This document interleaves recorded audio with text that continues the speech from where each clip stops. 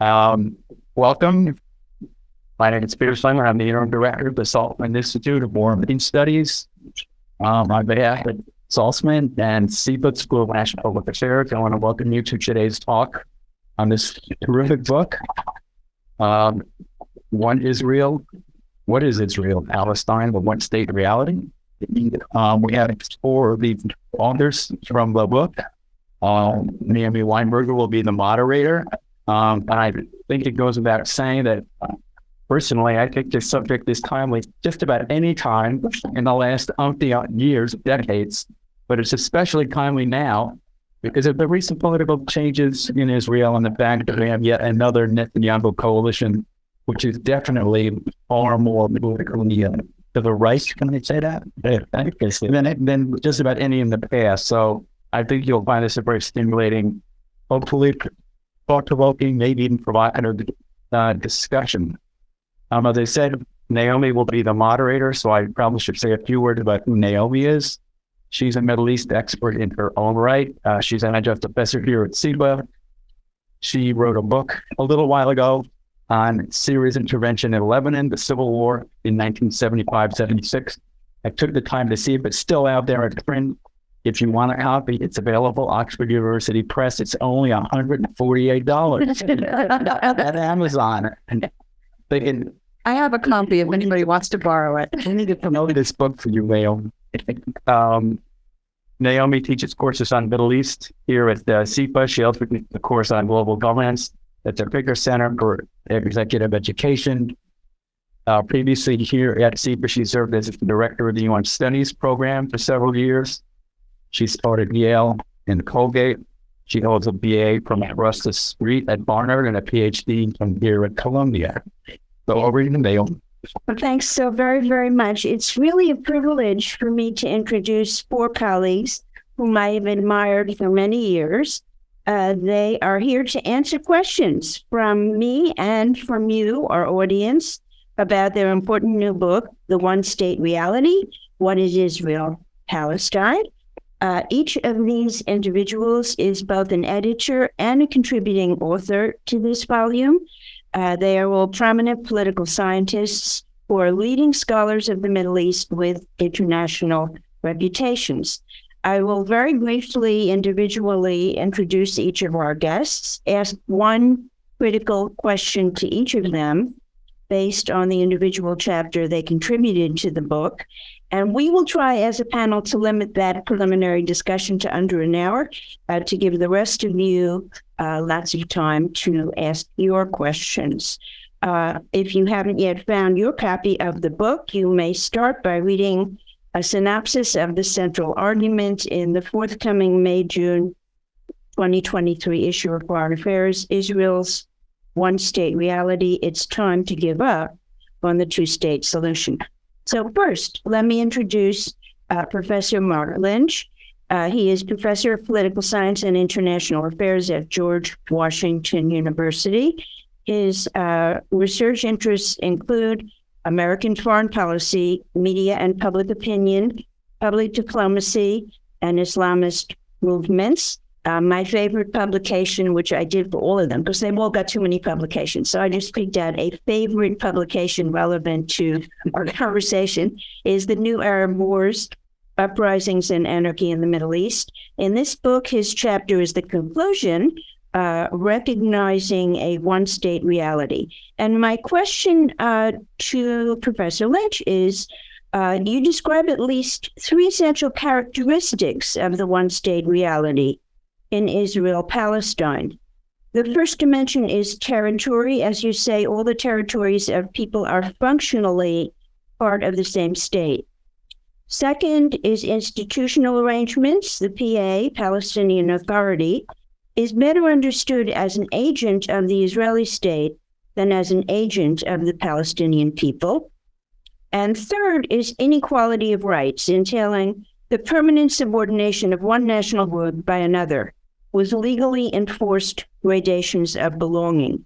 So my question is, how entrenched is this one-state reality, and which of these characteristics, these three or others, will determine whether the one-state reality endures, say, for the next decade?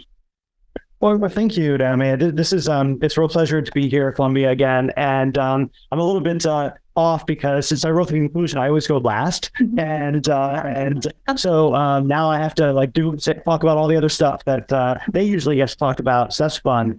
So the answer to your question is that I think there was a moment in the early 1990s, the Oslo years, where you could actually see something that looked like a challenge to the institutional arrangements of more or less permanent domination by the Israeli regime over all the territories in mandatory Palestine.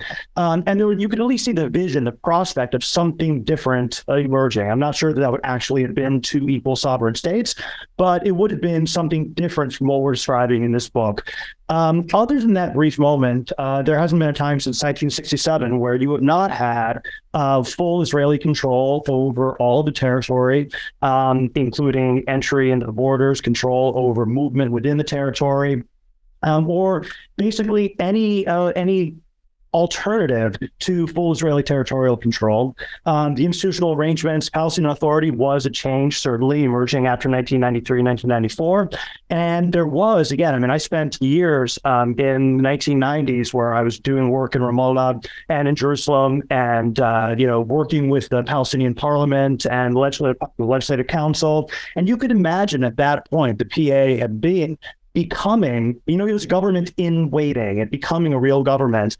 But I think since the 2000s, since the second Intifada, it's hard to describe it as much more than a security contractor for the Israeli government. And Dana Greenwald has a wonderful chapter in our book describing this reality in considerable detail.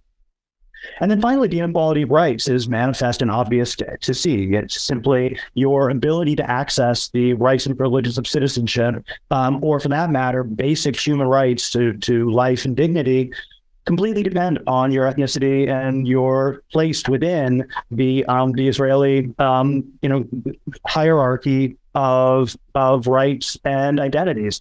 And so if you are a Palestinian citizen of Israel, that gives you one set of rights which are inferior to those non-Jewish citizens of Israel. If you are a Palestinian non-citizen of Israel, you have far fewer rights, if any. And if you live in Gaza, you have basically no rights at all other than to be kind of surrounded, starved, bombarded, and basically deprived of all human rights whatsoever. And so you ask, is this entrenched? I think when something has been happening I'm terrible at math. I'm really sorry. But I believe that we're talking about something in the ballpark of 55 years. It's 56 years now, 55 and a half. Yeah, 55 and a half. That was before I was born. And so considering the population of Palestine is something like 65% under the age of 30, I'd say that's pretty darn entrenched. And it's hard to imagine for me or for them any other reality existing. Will it end in the next 10 years? No, I do not think so. Will this be a solution in the sense that it will put an end to the conflict? Also, no. I think that there's a reason why many of us are extraordinarily pessimistic about the prospects of any kind of peaceful or just arrangements emerging from the current situation. So I think that the purpose of the Foreign Affairs article, at least from my perspective, was to say not that we are for the one-state solution and against a two-state solution, but rather to say that there is no two-state solution on offer. We have a one-state reality, which is not going to solve anything. That answers the question. Okay, sure. Well, you're going to get more, so not to worry. Okay, next up is Professor Nathan Brown, who is Professor of Political Science and International Affairs at George Washington University. His research interests include democracy and authoritarianism, comparative constitutionalism, law and politics, and legal reform in the modern Middle East. My favorite one of his books is Palestinian Politics After the Oslo Accords, Resuming Arab Palestine. In this book, his chapter with Iman Al-Banna is the thorough insinuation of the one-state reality into Palestinian political life. And my question for Professor Brown is, you describe the decline in recent years of a coherent Palestinian national movement, while the prospect for independent Palestinian statehood has diminished. You also highlight disparities in the experiences of Palestinians, depending whether they live in Gaza, the West Bank, Jerusalem, within Israel's pre-67 borders, or in the diaspora. So, is it accurate, really, to assert that Palestinians in Israel-Palestine really experience a one-state reality, even though they are all, in one way or another, subject to Israeli domination? Thank you very much. Thank you very much, Naomi. It's a great question. And if I weren't an academic, I would just give you a simple answer. Yes, it is accurate. But I'm going to give you a very complicated yes answer. It is accurate to describe, I think, a one-state reality despite the disparity in Palestinian experiences. And it's actually, for the first part of my yes answer will be, it's that led me to, we all travel different routes to this idea of a one-state reality, which we all agree on. For me personally, I'll talk about what Mark was talking about. In the 1990s, I thought, yes, there's a Palestinian political entity, two-state solution that seems to be kind of emerging. Even after 2000, I was thinking, okay, well, you put together this kind of Israeli coalition, have this kind of negotiating process. It was 2007, the Palestinian split, that led me to conclude, wait a second, Palestinian politics is just broken. There's all kinds of other reasons why a two-state solution is not happening. But this is final for me. I'm not going to say final for all time, but this process has come to a full stop. Other people came to the conclusion for different reasons. So it's actually that split that led me to think, okay, there's no possible process at this point that's going to lead us there or lead them there. So that's kind of what led me to it personally. But it's actually that division, and I'll draw on some things that Mark said, that really do, I think, communicate the idea of a one-state reality, and the reason why we talk about it as a one-state reality rather than a one-state solution, because, if you're Palestinian living in any of the territory of mandatory Palestine, and you ask question, okay, what taxes do you pay? How do you get from point A to point B? What airport can you use? The answer is actually always under the rubric of Israeli control. So there is one state that oversees this entire, and as Mark said, this is 55 and 3/4 years old, I would say. And that is something that has, in some ways, been institutionalized far, far deeper. If you take a look at a Palestinian identity card issued by the Palestinian Authority in two languages, right? Arabic and Hebrew. Why Hebrew? Because it's going to be Israeli soldiers who are going to be some of the consumers of these documents, who want to know what's your name, where were you born, and so on. So it's living under, the Palestinians are living under under this basically the controlling state for almost all important matters. Or for any matters that it deems important is the Israeli state. Good or bad, solution or not solution, that is the reality. But the question still gets, I think it's something very, very interesting. And it's kind of what we try to get at in the chapter, Amanda and I try to get at in our chapter. So for an awfully long time, Palestinian national movement was about achieving Palestinian statehood in some way, shape, or form. And there were these structures that emerged, right? The Palestinian Liberation Organization, which used to be the sole legitimate representative of the Palestinian people. There's actually even a Palestinian Declaration of Independence back in 1948 of Gaza that people forgot, but that was still what it was about. There was a Palestinian National Council that proclaimed it at that time. And the Palestinian Authority, as Mark described it, if you read the Oslo Accords, they go through great pains to avoid describing this as a state or a state in the making. But the fact is, those people who were involved in running it, and that's what you said, your favorite book. I'll remember that you said that. I liked it too. But the history book now, because it was the people who were involved in that saw them building a Palestinian state. Nobody believes that anymore. Not even the people who are running it believe that anymore. This is not a Palestinian state in the making. This is something that pays salaries, that keeps basic orders, that is, kind of what else are we going to do? That's what it is right now. So the kind of what you're talking about is a strong sense of Palestinian national identity, and that I think continues, but one that has no institutional expression.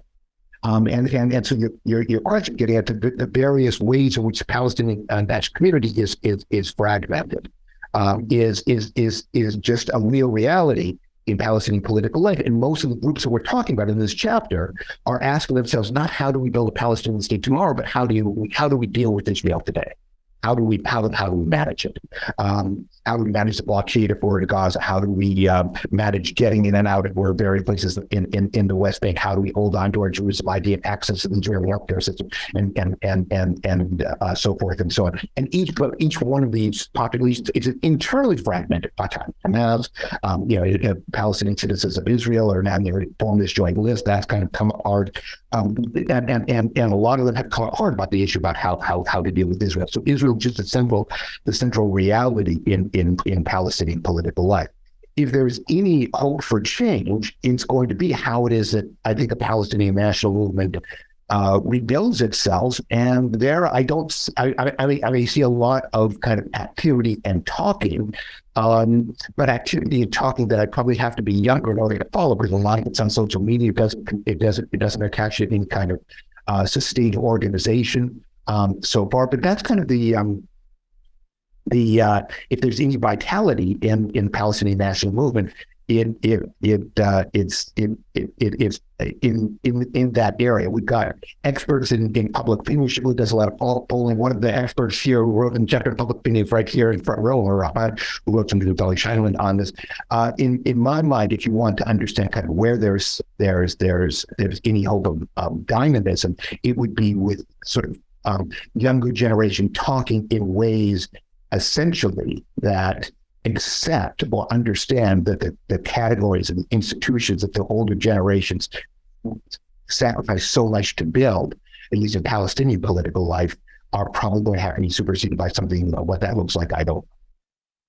Okay, thank you very much. That's a lot to think about. So now I'm going to introduce Professor Shibli Telhami, the Anwar Sadat Professor for Peace and Development at the University of Maryland. His research interests include quantitative study of public attitudes, American foreign policy, and conflict resolution, including negotiations and mediation. My favorite publication is The Stakes, America in the Middle East. In this book, his chapter is Arab and American Dimensions of the Israel-Palestine Issue, from which I ask you, Dr. Telhami, you argue that the Abraham Accords, quote, were unprecedented in the way in which they bypassed the Palestinians. Yet you show that Arab public opinion in the Gulf and throughout the region is very sympathetic to Palestinian grievances. So I wonder, is it possible that activated Arab publics could oblige their governments to abandon the Abraham Accords? Well, thank you very much. First of all, thank you for inviting me here. This is a place where I was a visiting professor as well. My office was here, so it's really nice in the same building. It's nice to be back here. Naomi and I, we're not going to mention how many years.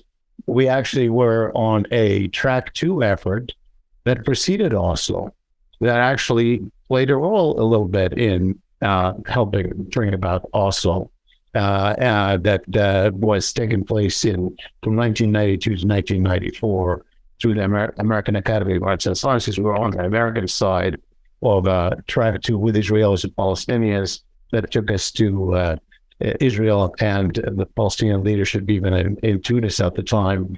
And also we met in various places where some of the idea breakthrough came through as well during that period. And one of the reasons why I'm saying that is obviously because Naomi's here. I'm happy to see her. And I may not have seen her since. But it's also because, just like my other colleagues, we really were all supporters of the two-state solution at that time. So we're not coming at it from some rejection corner. It was to the extent that it was possible, we pushed it through. And those of us who advised government worked on it even longer than that. Every time we say it's going to 2 more years, it's not going to be possible anymore. And I think the first time we probably said that was 2000. And so now it's quarter century later, we say 2 more years and then it wouldn't be possible anymore. So we're coming at it from that perspective. And one of the things, if I connect it directly to the question that you asked, which is about the Abraham Accords, I would say that it isn't really, there's a bigger question than that anyway, because it's not just about public opinion. And I think there's no question that public opinion, everybody has discovered, particularly in the past couple of years, is still focused on the issue of Palestine, even though it's not a priority for anyone. Obviously, people in the Arab world are not focused on it. They have their own issues, but it still resonates with them. It's still, we've seen symbols of that, obviously exhibited in places like the World Cup or elsewhere. But it doesn't mean that immediately Arab governments are going to feel the heat, particularly, with their repression and authoritarianism. And some countries are a little bit more insulated from that, including the United Arab Emirates, which took the lead in the Abraham Accords. The Abraham Accords were, by and large, the initiative of the UAE. The others were really a little bit a different story, because Morocco already had its amicable relationship with Israel. Bahrain was a sort of a consolation prize for the fact that Saudi Arabia was prepared to make its peace with. But the initiation came from the UAE, and the UAE had its own strategic interests. In fact, all of the agreements that were signed historically between Israel and the Arab states were all about the U.S. and not about Israel. That is, that every Arab leader that signed an agreement with Israel signed it to gain something from the U.S., did not sign it to get something from Israel. And that might surprise you even about the Camp David Accords, the first ones, where Egypt did ultimately get its Sinai back, but I wrote a book on it and showing that Anwar Sadat actually came to Camp David prepared to not make a deal with Israel as long as he would gain a strategic relationship with the U.S. at the expense of Israel. And that was actually what Jimmy Carter used in the negotiation.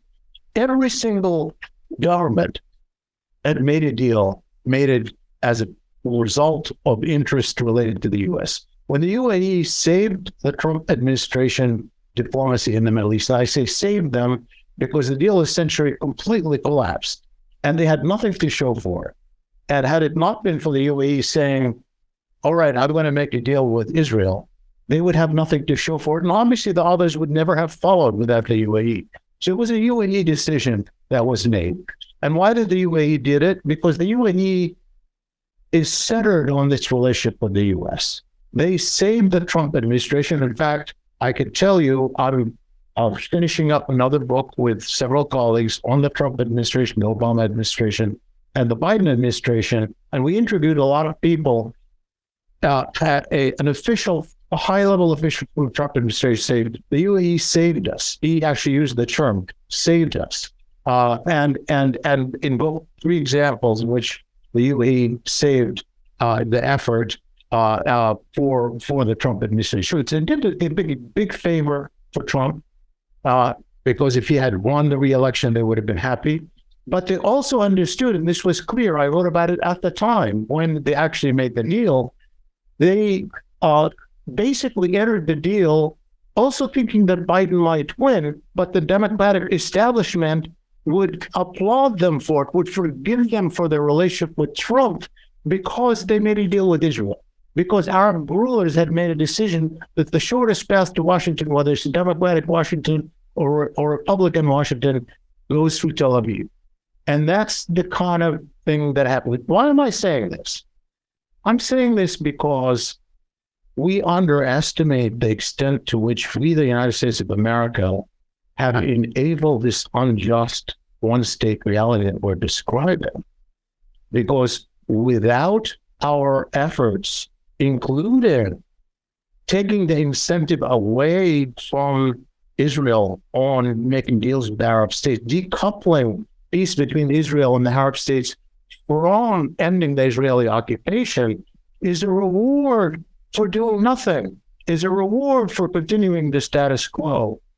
Because in the old days, when you look at the Arab Peace Initiative back in 2002, the idea was you will offer peace as long as you end the occupation. And now it's peace with no end to the occupation. And so that kind of policy has enabled the occupation and played into the hands of the right wing. Now, as you know, in the book, as well as in the Foreign Affairs article, we basically go into detail about the sort of things that we have done that have enabled the status quo instead of shifting it.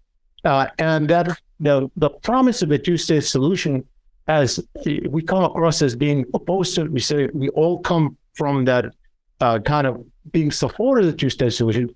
It is now that it's not on the horizon for any foreseeable future. It is being used as a smokescreen to detract from the reality that is on the ground that we are enabling by saying, let's wait for the two states, accepting the unjust reality on the ground as it exists.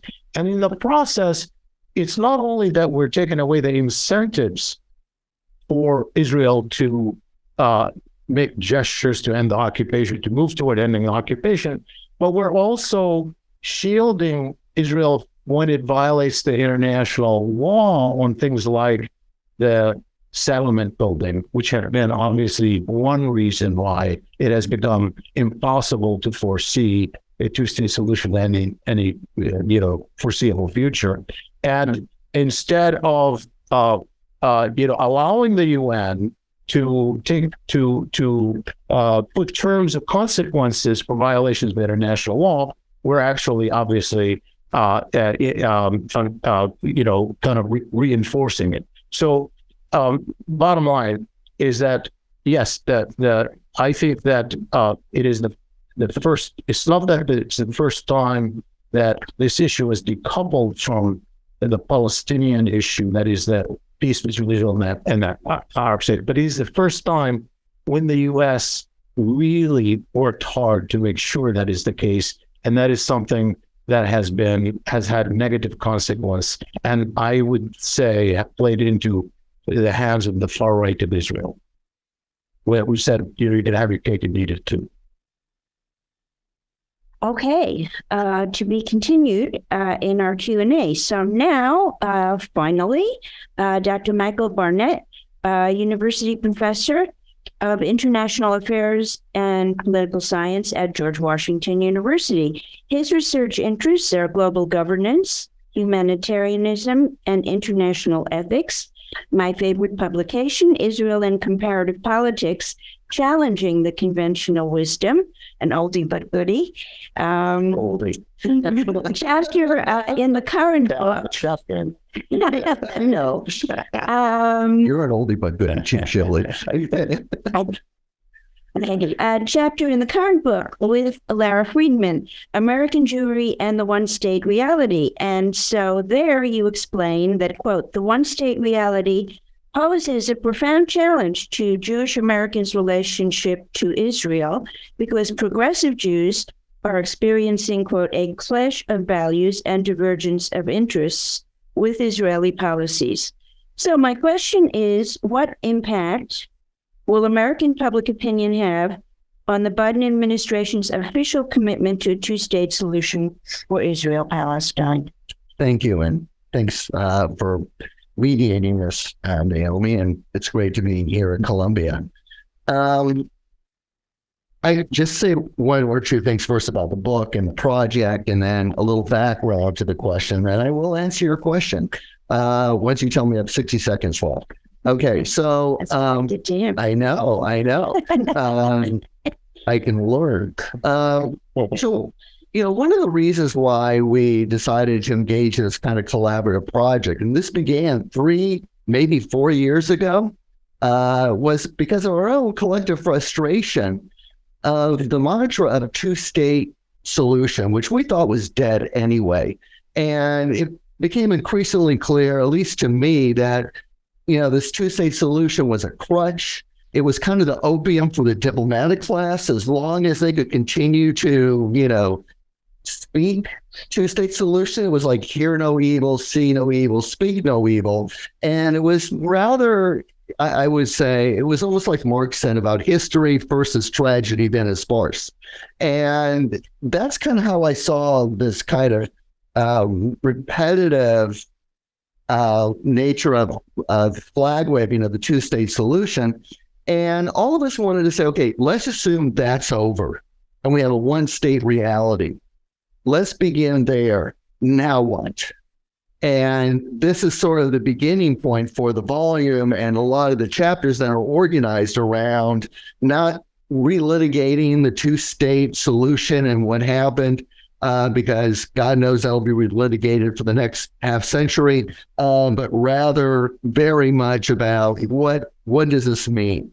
And so I have a chapter in there with Laura Friedman on Jewish Americans. So let me just say a few things by way of historical background. The first is that Jewish Americans have always been slightly ambivalent about their relationship to Zionism and to Israel. There is this mythology that Jewish Americans fell in love at first sight. It's not true.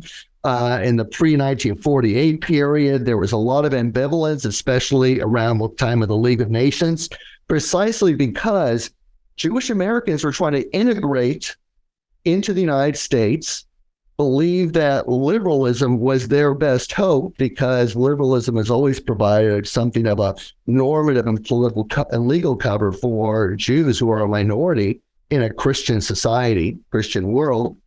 And it took them a long time, and they were in opposition to the idea of Israel because in our current vernacular, it was going to be an ethno-national project. And so the very idea that saying that Jews should be superior and get special treatment vis-a-vis the other inhabitants who've been there a lot longer than them struck them as hypocritical, and they worried it would actually delegitimate their own attempt to become safe and secure in hopefully a more pluralistic United States. So they were very reluctant to actually get on board. And so when the state of Israel was founded in 1948, they were there were flat parades and celebrations. But from 1948 to 1967, they really were supportive, but they couldn't really be truly bothered. 1967 is the turning point.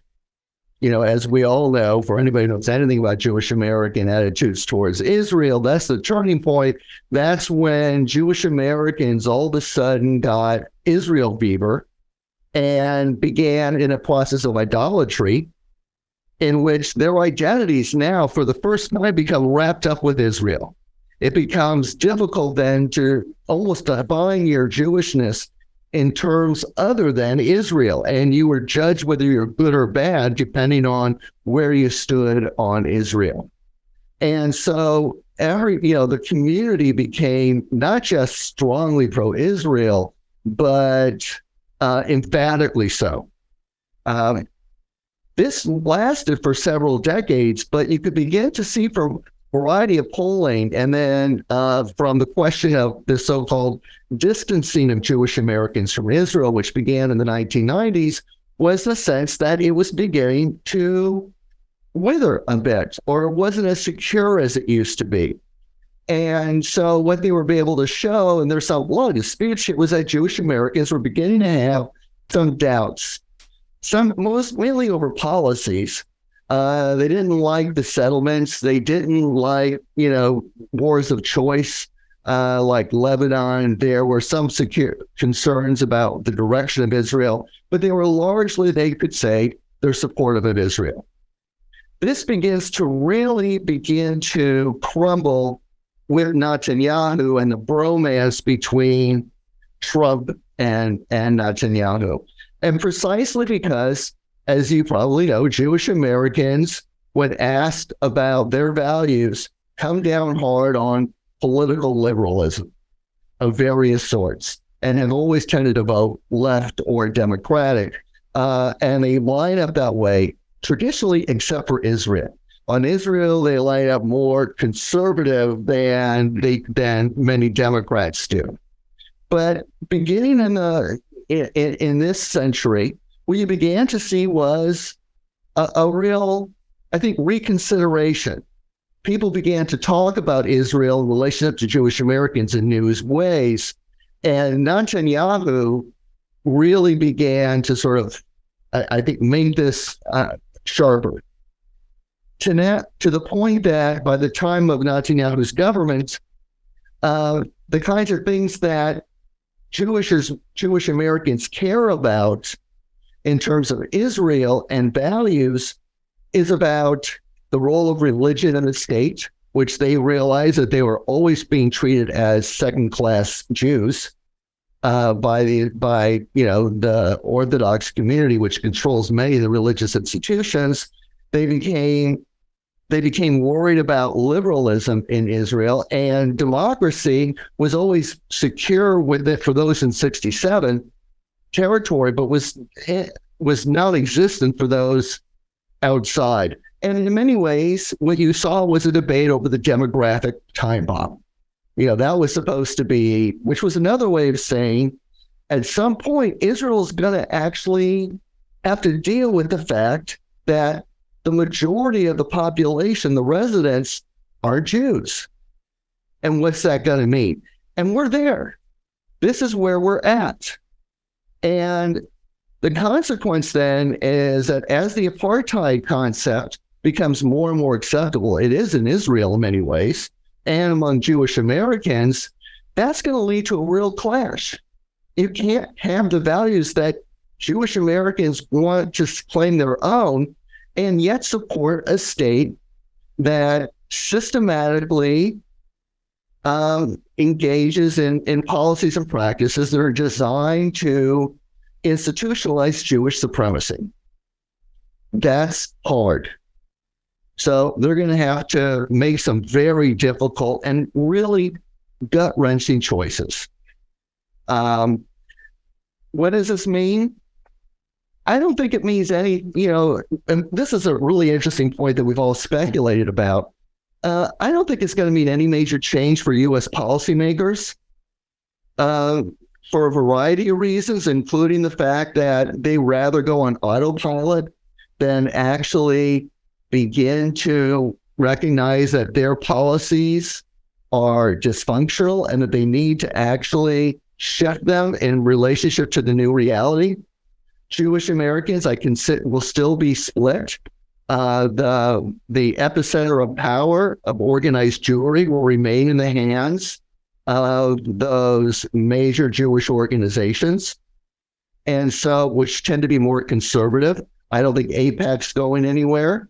I think what you'll see is what you've seen over the last several weeks, where Jewish organizations are wondering how it is they're supposed to keep their values and yet deal with Israel. And especially in Israel that has, racist ministers. So I think that's the real issue that's going to come up, and I think it's a major challenge. And I have no idea where Jewish Americans are going to go. I think it's going to be a deeply emotional and personal set of decisions. Okay, so we have covered a lot of ground, and now we're going to do 2 rounds of questions. And so what we'll do is we will collect questions from those of you who are here and some of you who are not. And we will ask our panel to jot down your questions, and then we will go first in reverse order and then in a different order. But we'll do those 2 rounds to try to make sure everybody who has a question has a chance to ask. Now, please keep your questions brief. Please make sure it's a question. So let's start with calling on a few people here, and then we'll yes. Thank you to the panelists. My name is Harry. I'm a student at law school. My question is about the role of international institutions, and particularly the UN General Assembly's referral to the International Court of Justice on the question of occupation. How it fits within your understanding of the way forward around one state reality. in addition to kind of the discourse of apartheid as a concept, potentially changing the policy making discourse, what does the International Court of Justice, if they do consider the consideration of permanent occupation, be in terms of U.S. policy going forward in negotiation between Israelis and Palestine? Okay, so we'll hold on to that. We're looking for another question. Yes. And two questions. Yeah. One on the Palestinian side and one on the Israeli side of kind of reaction. So on the Israeli side, to what extent do you think the current turmoil in Israeli politics is a reaction to kind of an acceptance of a one-state reality? So thinking about the old quip, Israel can be from Jordan to the sea, Jewish, democratic, and two. If Jordan to the sea is off the table because that's definitely one of the two, then the debate is between Jewish and democratic. And so do you see the current turmoil as a reaction to this? And then the other question is on the Palestinian side, and it relates a little bit to something that you said, Mr. Brown. But I'm thinking about what removing the possibility of an independent Palestine does to Palestinian hopes and aspirations, and how much is the hope for an eventual independent state crucial to organizing? So you spoke to that a little bit, but I'd like to hear the panel. Sure. That. Thanks. Okay. Anyone else here in front of us with a question? Yes. Sure, if I could. How much significance would you attach to changes in demography over the last 3-4 decades, particularly among the ultra Orthodox community? Yeah. Okay. Yes. I would learn a little bit more about Palestine's role in Beijing's status quo right now of the sort of one-state reality and how the United States might feel that they benefit from maintaining that status quo. Okay, maybe one more from those present, if one more is inclined, or shall we take a few of yours? No question, but okay, well, we have enough to start out with. Okay, we're going to go in reverse order. So he who was last will be first now. Oh, okay. I'll just pick a few. On the international side, which I think is really important to mention, that oftentimes gets overlooked, at least so far in a lot of our conversations around the book and the article. And, no one's really going to care what the International Court of Justice says or does in its own particulars. But I think there is a kind of gathering storm at the international level around the politics of what this means. And you mentioned the legalities, and including the, ongoing debates about whether or not it's apartheid. And then, how this fits into our broader claims of international justice and how that translates to, the question of nation states.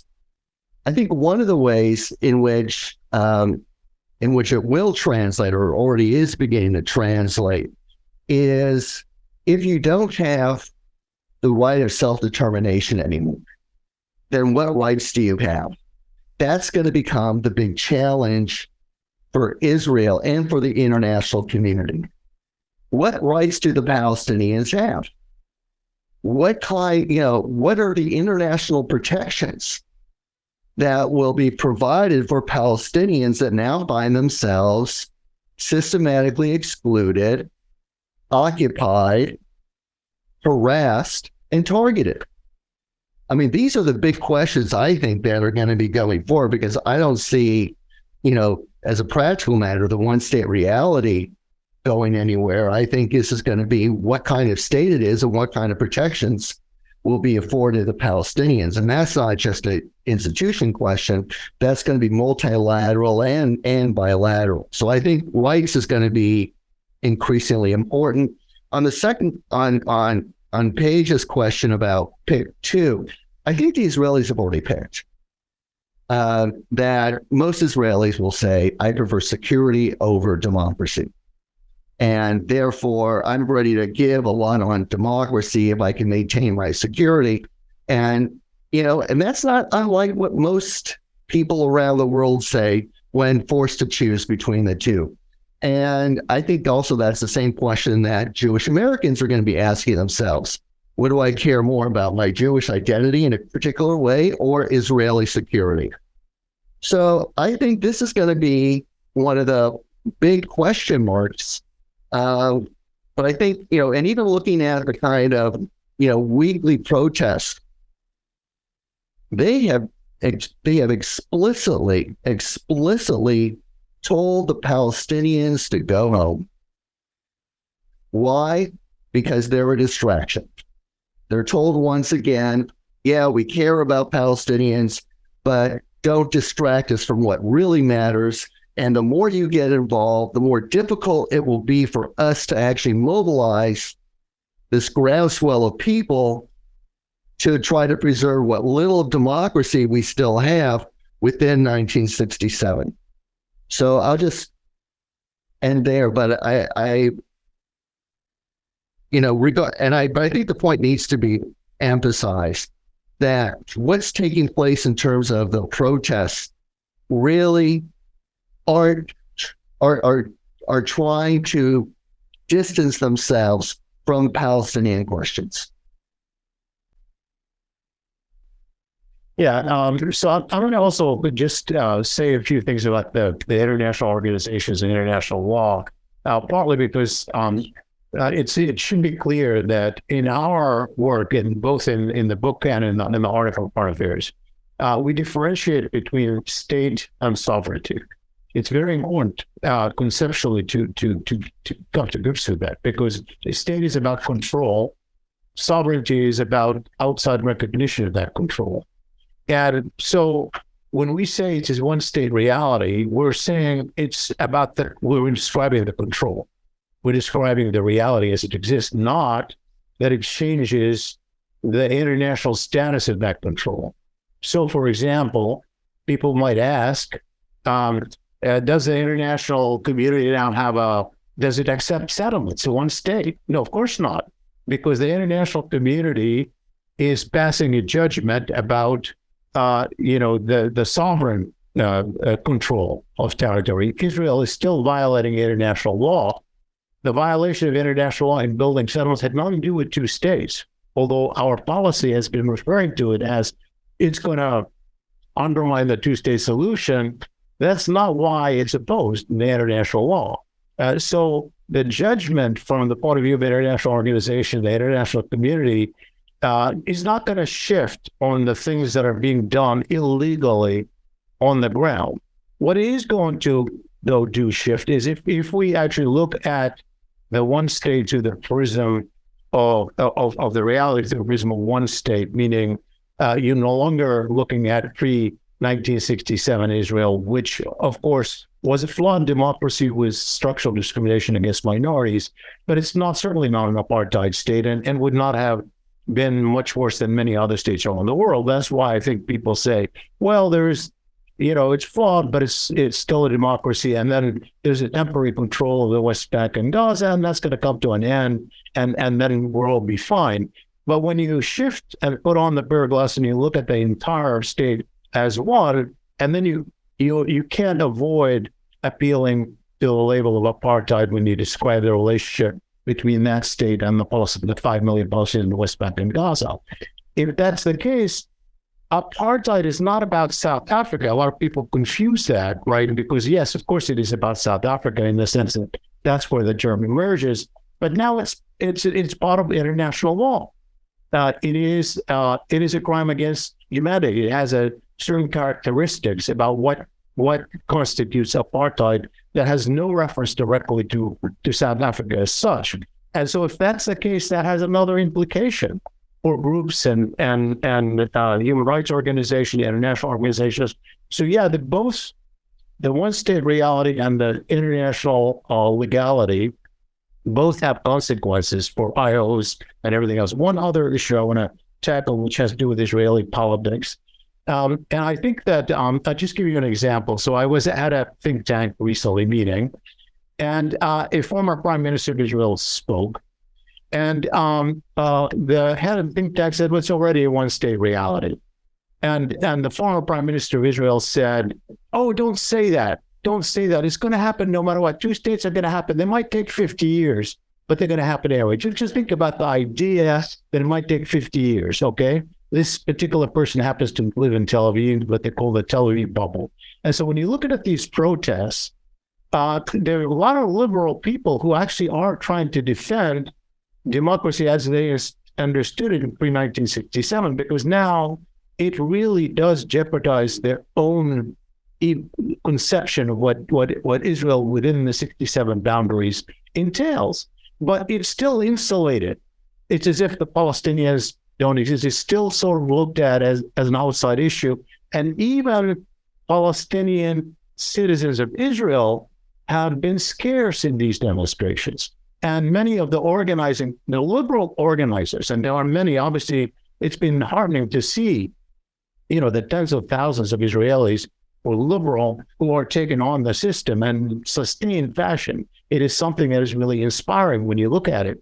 But they're looking at it through that narrow prism of pre-1967, and mostly within the Jewish community, because even the liberals have been under the belief that for them to prevail, they're going to have to peel off some people from the right instead of making a coalition with the Arabs. But the reality it will never happen that way, partly because of the question you asked about demographics. So the demographics have shifted the balance within the Jewish community in Israel. It is very much right-wing. 48% of Jews, according to Pew, in Israel support expelling or transferring Palestinians from Israel. 79% think the Jews should have privileges over non-Jews in Israel.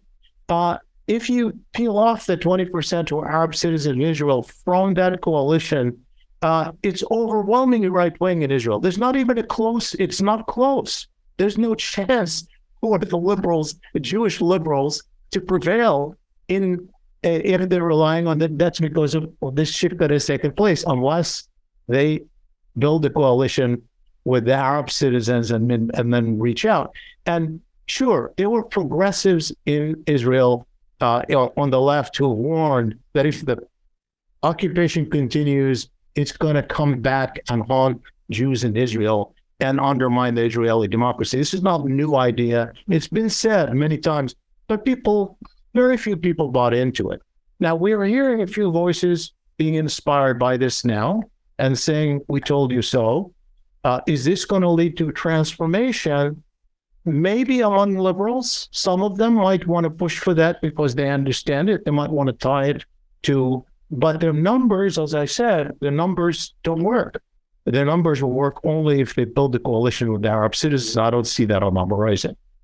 I just want to say one exception is one of our chapter writers, Gail Berta, who's a brilliant sociologist at Hebrew University, who has actually been a very prominent spokesperson at a lot of these rallies, but also very aware of the relationship between what goes on in the territories and what goes on in Israel.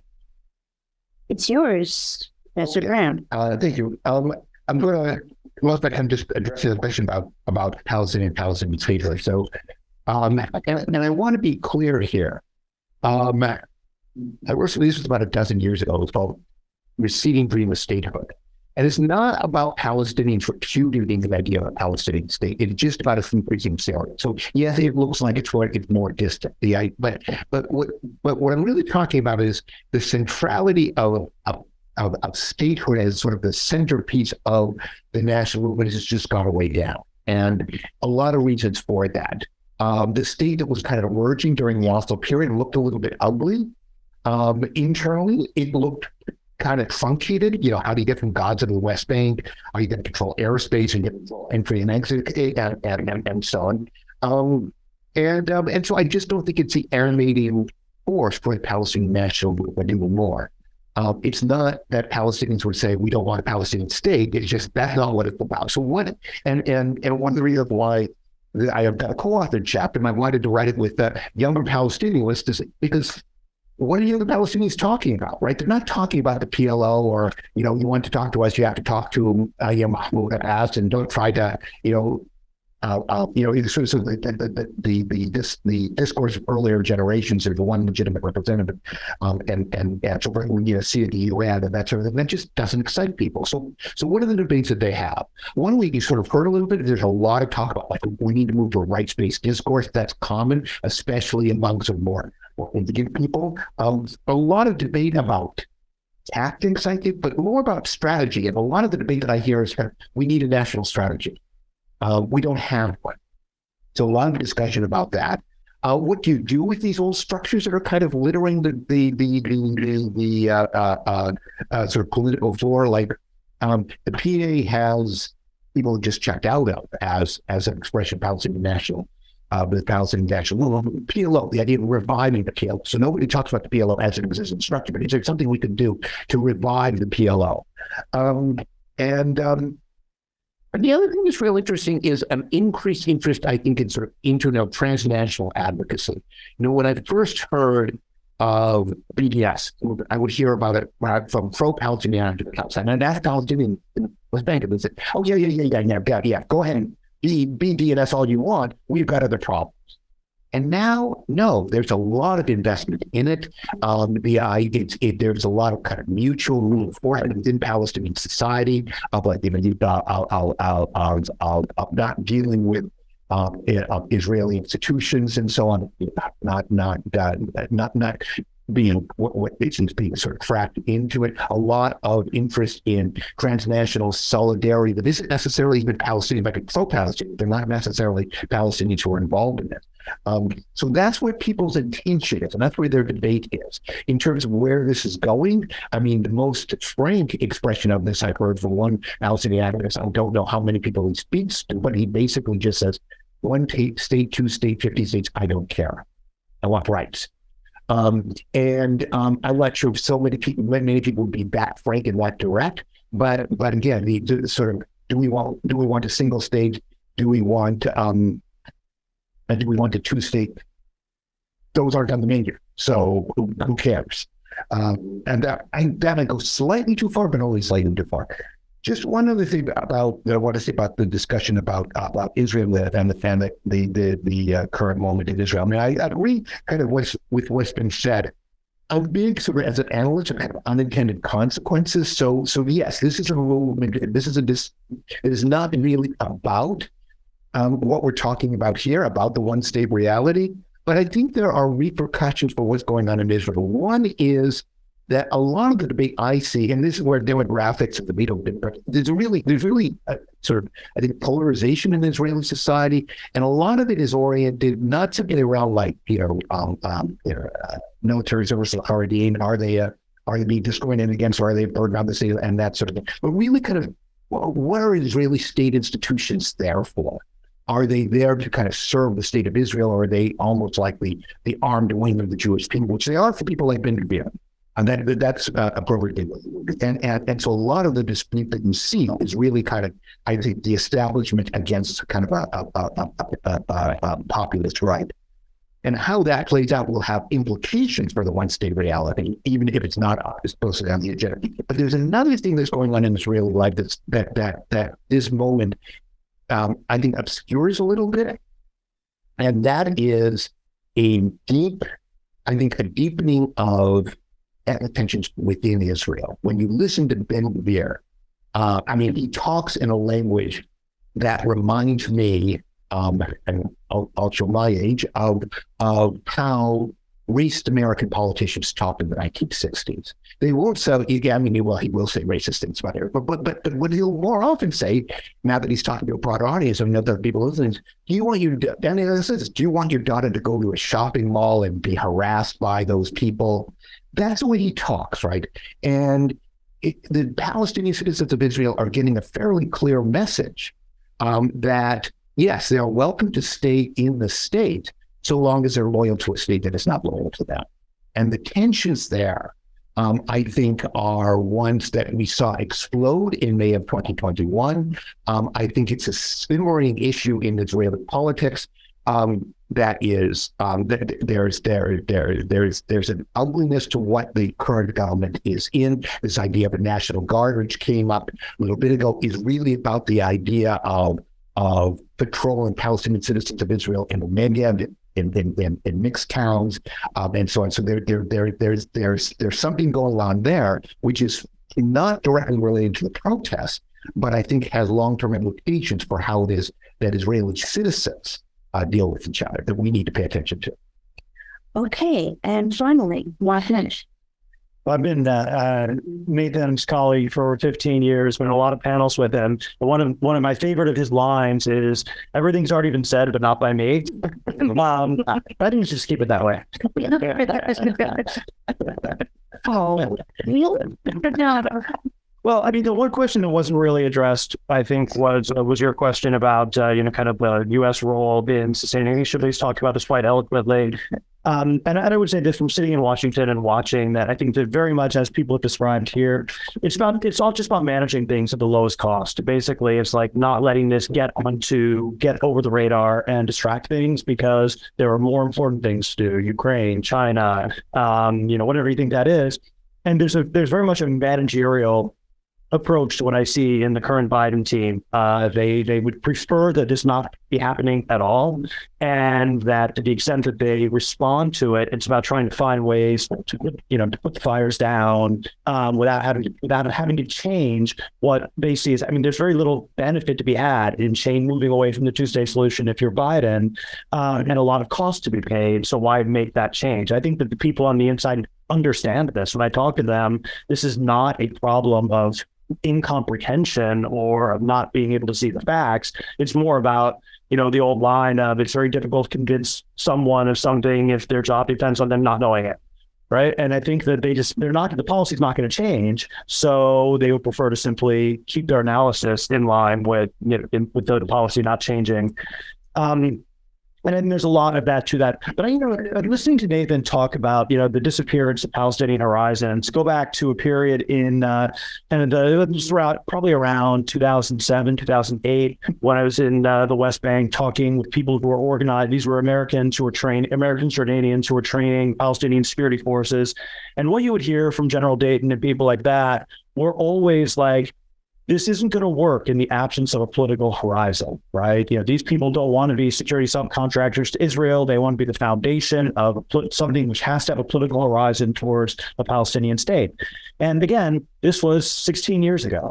And I think General Dayton was right back then, and all the people around it. And what you have now in terms of the Palestinian security institutions, which persist, these are the zombies shuffling along in the absence of that political horizon, that the devoid of the purpose for which they were created. And that's kind of what you have there. The only other thing that I could think of that I could add is maybe Perry's question about apartheid. I agree with my colleagues about the not having a great deal of faith in the international legal institutions. I don't think the ICJ or the ICC are going to save us in terms of what's happening here. But I do think it's quite interesting, and I talked about this in the conclusion to the book. To me, one of the most interesting things about all of this is just the sheer rapidity with which you've seen the move of things like one-state reality and akin to apartheid enter into the mainstream of discourse. I mean, I think that we had for decades a real stagnation. As I was describing with U.S. policy, everyone was locked in a straitjacket of two-state solution, and those who were not within that language were very much on the margin. So certainly there was a very vibrant and robust Palestinian discourse about apartheid, about the one-state reality, but it tended to stay within the confines of that one sphere. Certainly there were academics who talked about this quite a bit, Rashid Khalidi, for example, right here. I mean, there's a lot of that, but they were staying within the bubbles. And what's really changed over the last few years, I think, has been the sudden and abrupt move of those ideas into the mainstream. And again, I don't think that the legal effects of this, for all of the great work that people like Omar Shakir and Human Rights Watch and Amnesty and others have done in trying to put a legal spin on this, I really don't think that's going to matter.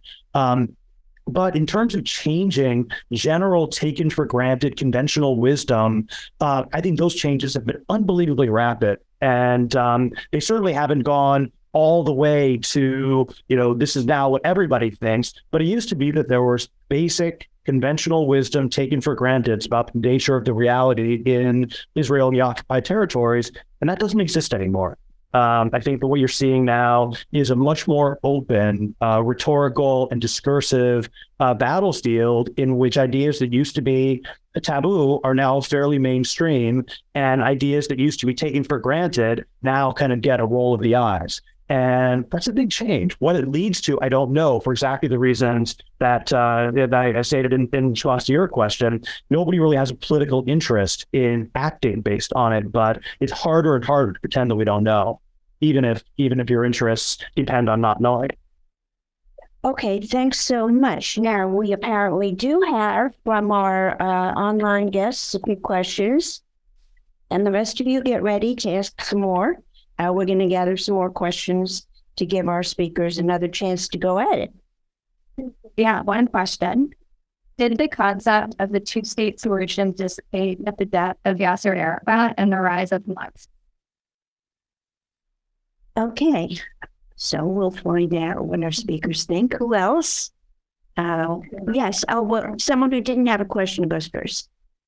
Are you interested in asking that question? I actually do have one. Good. But I was feeling a little shy. No. I'm just curious, are there any structural changes that can take place in Palestine in the future, not necessarily the near future, but the distant future, that can enable some sort of a sovereign political structure that in some ways allows Palestinian citizens to have that sort of an individual identity, alienated from the Israeli two-tier structure? Is there anything that can happen in the future? Because I honestly, coming from India and having that same sort of a conflict, the Kashmir conflict,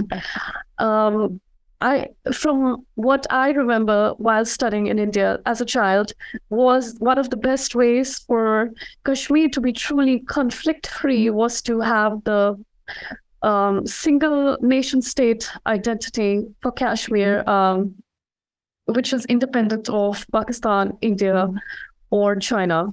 And I'm just wondering if that is a possibility. Okay, there are many possibilities. Okay, who else would like to? Okay, we'll let you ask another one. Well, I had a response to the comment about the protests of Palestinians, which is just moderated a panel last week with left activists who are taking part in the nationalist protests. And the sort of anti-occupation bloc, even though we're like an extreme minority, the band of asked to see Israeli flags, do feel a sense that there is an audience to their message that has otherwise been ignorable. And the fact that democracy is the byword needs massive civic mobilization, that I do think changes at least the beginning point of our conversation to the question that you described about whether or not there's an apartheid, when the setting of the table for the first time is about democracy and the political agenda, there's the beginning of the ability to open there. And so, sorry, it's not a question. I feel like you saw that more this weekend than you did in previous protests. But there's more of that occupation democracy framing by some of the organizers that broke through this week than in the past. It's impressionistic, but I do kind of feel that way. Yes. Oh, Peter, yes, please. Sorry. Well, again, Shibboleth, I'm guessing you do a lot of polling work. Yeah. So my question is, I don't know if they conduct polls that are directed at the ethnicity of the Israeli Jews. I'm thinking here about all the Jews who came from Russia after the collapse of the Soviet Union. My perception is they're fairly conservative. Some of them became shuttles, what's bad, but I'm not positive about the details that. Has anybody actually traced when this, quite apart from the demographic thing we already discussed, to what extent did the Russian entry after the collapse add to that dynamic, this demographic problem? Okay, so we will take another question. Keep taking questions until you run out of questions, and then we'll give everyone a chance. Thank you. I've just the question Shirley kind of referred to it, alluded to it, but it's about the divide in Israeli politics. Let's say there's a divide between the right and the left, or the liberal and the conservative. and then between the Arab citizens and the rest of the state. So between, let's say, non-Zionists or anti-Zionists and Zionists, and between the other parallel. I mean, how big are those gulfs, and how does that affect the ability to create some kind of coalition between the Arabs and Israelis from, let's say, the liberal sector, and what's the kind of future dynamic of that? Anyone else here? And well, maybe I'll throw in just one experience. I was mentoring a capstone a few years ago on alternatives to the two-state solution, and the students looked very thoughtfully into confederal options. So I'm just wondering, in the general tone of pessimism on alternatives to the one-state reality, if you still see some inventive possibility along the confederal line. So we'll start now in a different order. Shibli Tahami, start us off, please. And by the way, also, anything else that you feel is an aspect of the book that should motivate all of us to dig into it that we haven't covered yet? Okay, well, actually, that's really important because honestly, there are four of us here, but we have, more than a dozen scholars who contributed. That's amazing. A lot of that. Really, I mean, I learned a lot. Honestly, I think we all learned a lot. We converged, obviously, thinking about this, but we learned a lot from our colleagues. One of them is here, Omar Rahman, who with Dalia Scheindlin wrote an excellent chapter about Israeli and Palestinian politics. But we have, we really haven't touched even on the structures that exist. Mark referred to them, I referred to them, everybody referred to them. But we have such strong contributions. Yael Berta was mentioned. Diane Greenwald here from New York, from CUNY, has a fascinating, a chapter about sort of subcontracting, domination. We have people, like Ayan Lustig and Gershon Shafir, who wrote about, how religious side has moved from privilege to supremacy. We have Palestinian Israeli scholars, describing the reality on the ground, but we also have people on the policy section who analyze more the consequences, what is the likely consequence for policy. So I think it's much richer than us, honestly. I mean, we put it together, but we brought some stellar scholars that I encourage you to read their work. Just a couple of things I want to say again on this idea that some people are now mentioning occupation in the protest movement. I just want to say two things. I am willing to bet that the number of people who say I'm getting a foreign passport and getting out of here is even higher than those who are going to say I'm going to stay and fight it out. Among those progressives, that is, the people who are saying that, it's anecdotal and more than anecdotal about the number of people in the high-tech sector, the financial. The thing is, unlike in many other places, the liberals who are protesting are actually the people who have the power in the state. They're the people who control the economy. They're the best educated. They're the high-tech people. They're the people who control the economy. And that's part of the frustration. But their numbers are dwindling, and many of them are getting passports to get out of there because they look at what Peter was saying about the change, and they say, well, we're they're a majority. There's no chance it's moving away from us. It's not going to happen. So I don't know. I'm not that optimistic about the coalition emerging at all. With Russian Jews, there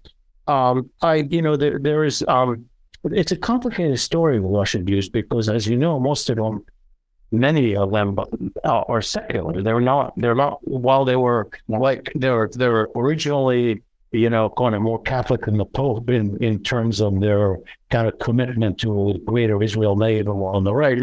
But look at, for example, Avigdor Lieberman, who's been all the opposition, fighting the one issue, which is secularism, because they see the Orthodox.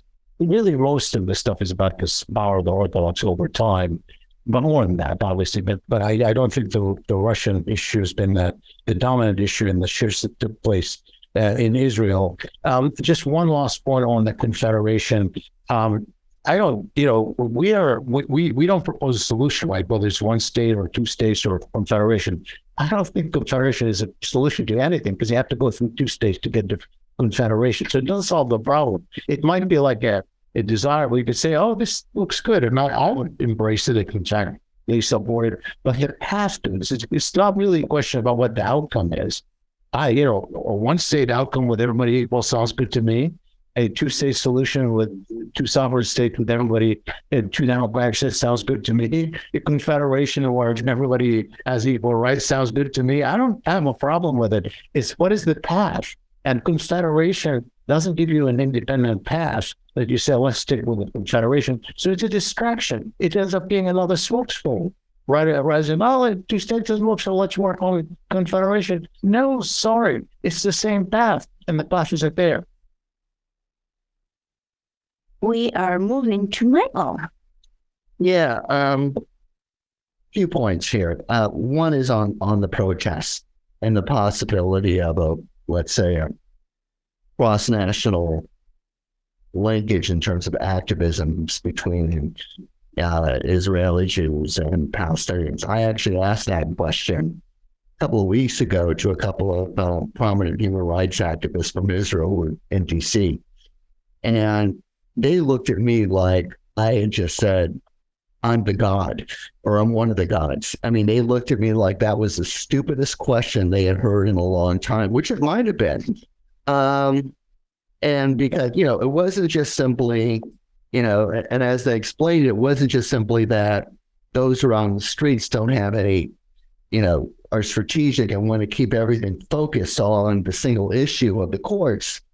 But it was also to the extent for the same reason why the Israeli left has been largely unconcerned about Palestinian rights and conditions for decades, which is that at the end of the day, to actually even talk about Palestinian rights has always been that sort of nuclear bomb, because it would essentially mean the end of a Jewish state. It would require then a greater form of equality that would erase the fundamental fact that this is a Jewish state. I mean, this has been there since 1948. It really has. It was reasonably okay till 67. And then there was the fiction that this is, the hope that this was going to be temporary, but now it's permanent. So, there is no hiding anymore. And to go back to one of the other questions, when did this become obvious? For me, it was when there was no longer anybody serious about peace negotiations. There was a little bit under Obama, but nobody really thought Kerry was going to accomplish anything. And so once that's gone, it's gone. It was over.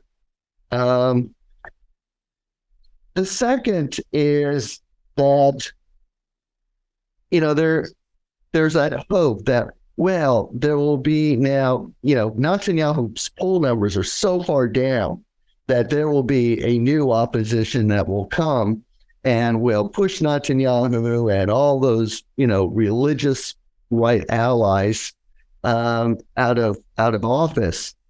I don't think that's going to change much. Israel, as Shibley and others have said, is already too far right. There's very little taste for anything like a two-state solution anymore. And so it may get a happier face, one that doesn't, spew venom and nails like Netanyahu does and his cabinet allies. But I don't think it's going to change much. I think what you have, what you see is what you have in terms of its basics. And then the last thing, Confederation, I'm with Shibley. If you thought a two-state solution was hard to negotiate, try negotiating a confederation. That just simply, increases the degree of difficulty by 100. I don't see that. I would rather see them spend their time on a two-state solution than a confederation. I mean, as Shibley said, that's what you have to get to first. So, this is awful. there's, no one can say otherwise. And it's, the one state reality forces us to confront the ugliness that we've all wanted to avoid for a very long time. Yeah. Okay. Mark, please. Sure. So I want to just very briefly talk about this question about other possible long-term changes and just change in general, because we're painting this very grim picture of things locked into place. And I guess I would suggest that, changes happen all the time, and they tend to happen suddenly, just as I was describing with the change in discourse around the reality between Israel and describing Israel-Palestine. This was stagnant for decades, and then suddenly you have this cascade of rapid change. And I would say, if you look at Israel right now, everything we've said convinces me that there are very few drivers of likely change inside of Israel's one-state reality. It's very difficult to locate them.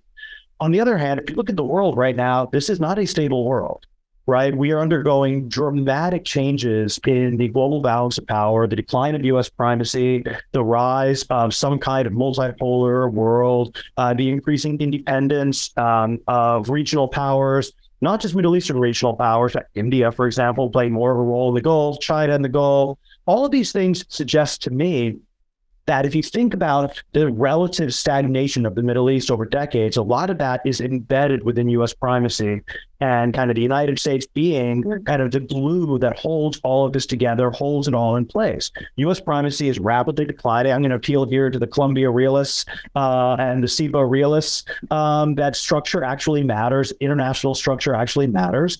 And as U.S. primacy declines, I think that a lot of things that seemed unthinkable will suddenly become quite normalized extraordinarily quickly. And unfortunately, though, that's us, and it sounds happy, finally an optimist at the table. But unfortunately, I think it's not likely to change in a liberal direction. It's not likely to change in the direction of justice or inclusion or citizenship that we at this table, that's the collected we I invoke here, would like to see. I think this is a populist era. This is a world inhabited by autocrats who are ascendant, and liberalism, international institutions, liberals within democratic societies are on the defensive. And so I would say that change is quite possible, but it's more likely to be sudden and catastrophic and in a non-liberal direction than it is kind of a sudden cascade towards peace and justice inside of Israel and Palestine.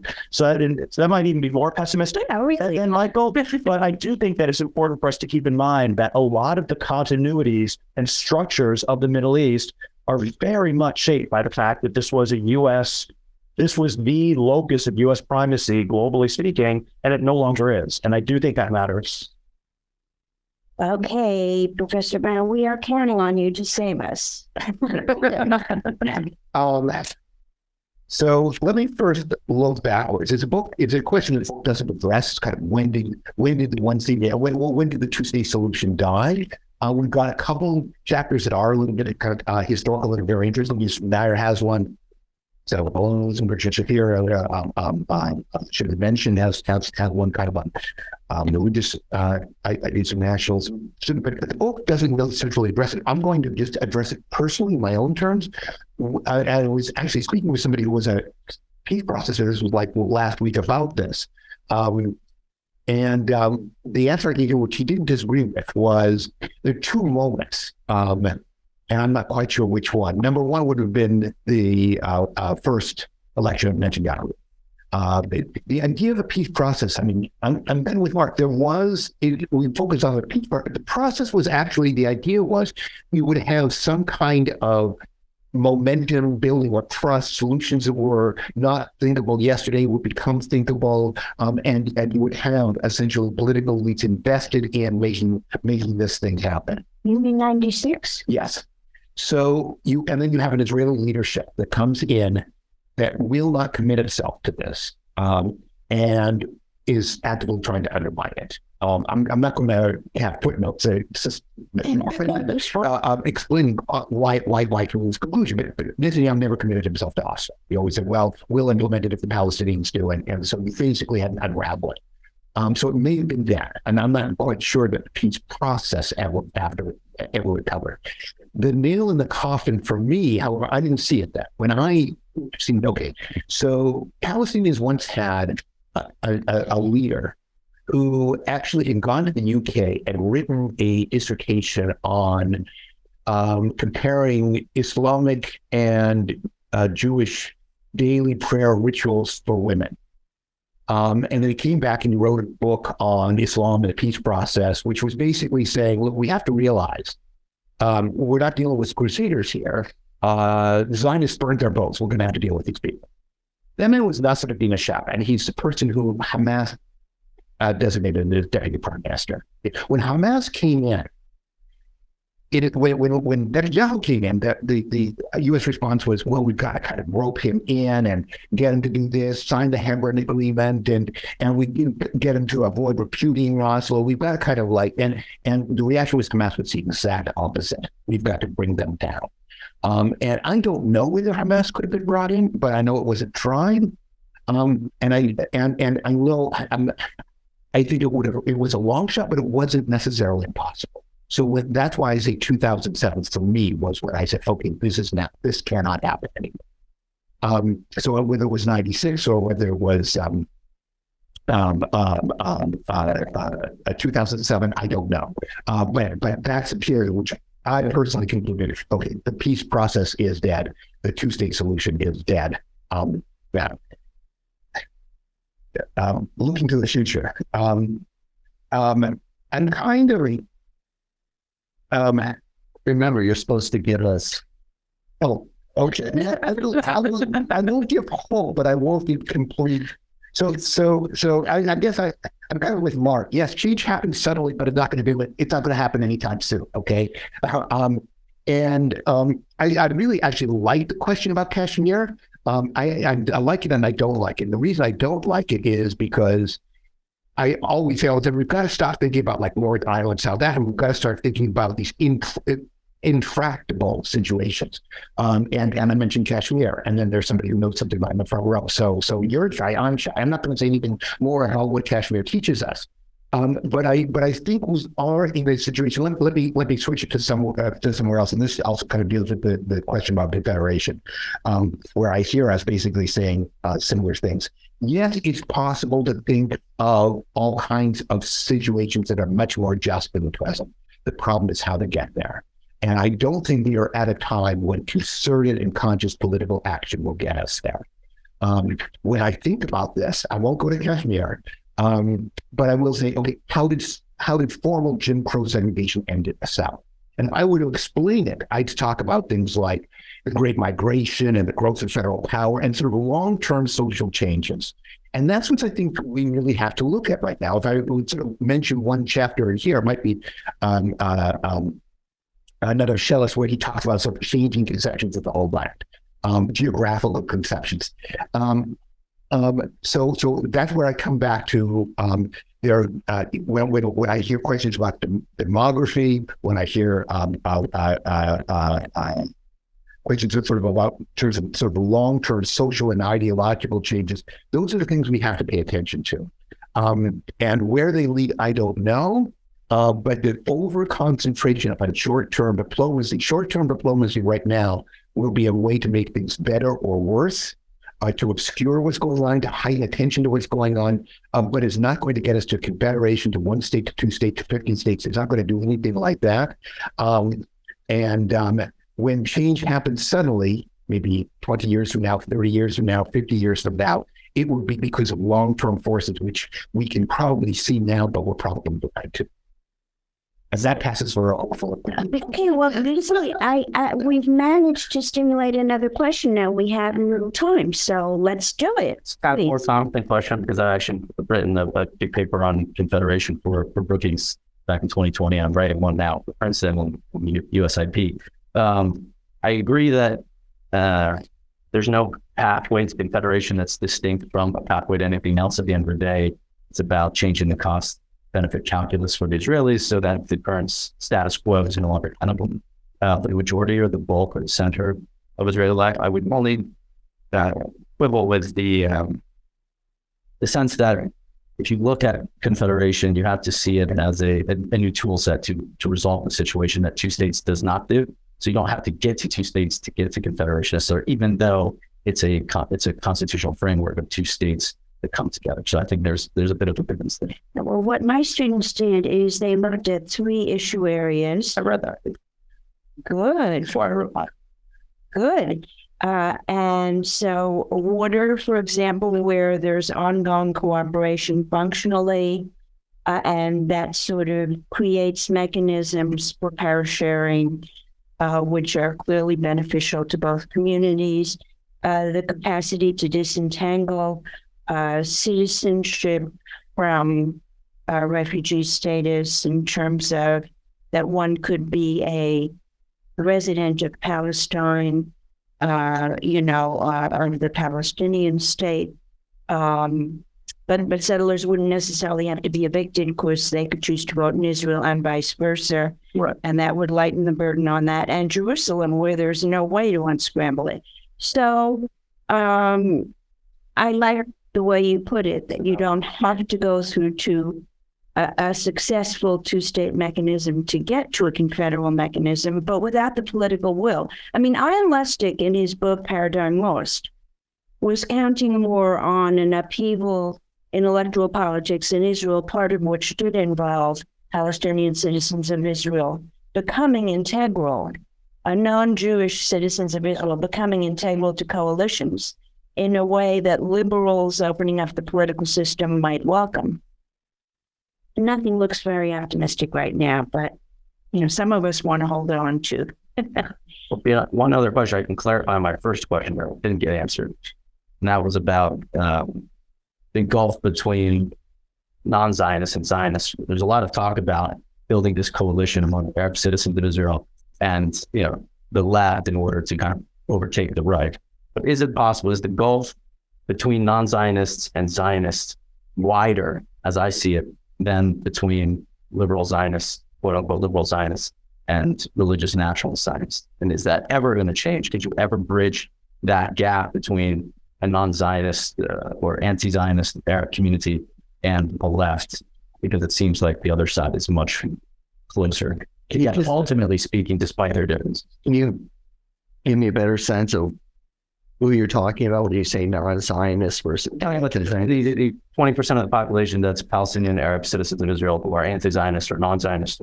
However, they're not Zionists. Okay. And the liberal Zionists, that gulf between them, the differences between them seem much wider than between liberal Zionists and the right wing within Israel itself. And so, peeling the left off to build this coalition against the right seems much less likely than ever.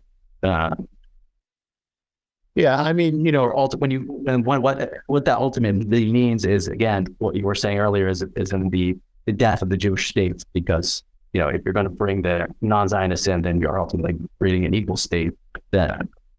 well, as you know, Palestinian Israelis have been split on this. So you have people who think it's not possible, and they're calling for state of all citizens that's not Jewish. Right.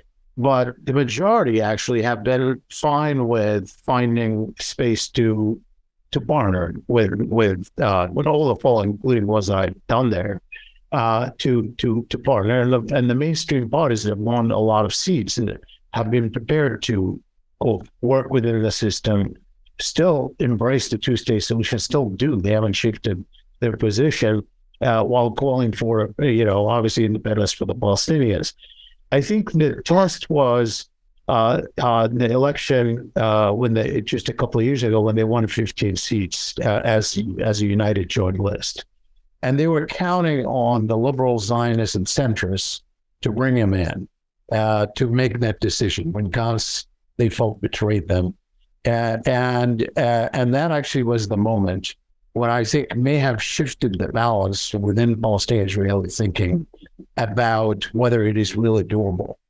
Now, there are people like Ayman Odeh, who are still optimistic about the possibility. But I think the balance may have shifted away from that, of people who are increasingly, pessimistic about the possibility of such a coalition. I happen to think that has to come from the liberal Zionists, because as I add the arithmetic, I just don't see their chance of prevailing at all unless they move to the left toward the non-Zionists. And because it's just, there's no way they can prevail. Well, can they make that ideological leap? And what would it all? I don't know. But state itself. I don't know. But, if you look, if you are already, let's assume, let's think this out. And I think everybody has thought about this. But if let me put myself in a position of a liberal Zionist from Tel Aviv who started this startup that was made $30 million, and it was better, and he's liberal, or she's making a lot of money in the Israeli system, and she wants to, maybe avoid looking at the West Bank for sure, but is much more accepting. Now, if you come to the realization that there's no chance you're going to prevail, so your option is either to switch and move toward the Arabs despite your Zionism, or to get a foreign passport and move away, as some are doing. That's the choice. So, will enough people move in that direction? I don't know, but there is no, if you're looking at the arithmetic and you're looking at the trajectory and you're looking at demographics, that's the choice. And now there's an opportunity. I don't think that's necessarily the winning opportunity. Here, response. Just a couple of things. First, on Confederation, I'll give you a slightly more optimistic spin on my earlier answer. I'm writing a chapter for the same collection. I'm saying what I'm saying is in a sense, no, I don't think it's going to happen for all the reasons we talked about. Discussions about it can still be important, right? For the same reason as the discussions that you and Shivu took part in the early 90s, they widen the conceptions about what is possible. So those kinds of so please don't invite me to those discussions, because I'll just kind of be making everybody feel alone, but getting creative people coming up with new ideas and cannot do that, and it may do some good. And the second, in terms of, I shouldn't angle with Shirley. I think he's probably right, but I come a little bit closer to Panelists here. So the interesting figure there to me is not Ayman. It's Mansour Abbas, right? Who could be the car sheet down a little bit. The Israeli government collapses tomorrow. Netanyahu is desperate to stay out of jail, and Mansour Abbas is giving you such a ministry, and we'll pass your judicial reform away, something like that. And all of a sudden, you have suddenly a Muslim Brotherhood is a political party in the Israeli coalition. You couldn't have that, and suddenly again it shakes things out. I think. Again, I'm a big believer when it comes, I said, concerted political action towards a solution, will not work, but unintended consequences. And, for an awful lot of Palestinians, Mansour Abbas is a traitor, certainly for most West Bank Palestinians, other Palestinians he is. But this would actually shake up just the way the Israeli political system is structured in ways we haven't really thought through it. So I think we have to pay attention not to how we're going to get to this kind of outcome or that kind of outcome, but what kind of wild cards could make, as Mark said, some things happen suddenly that we didn't think were possible. Well, I invite you to approach our speakers personally if you want to have more intimate conversations. I thank them enormously. We've learned so very, very much. And I really recommend the book. I'm definitely assigning it in my next release of this. And please take a look. Thank you very much for being here.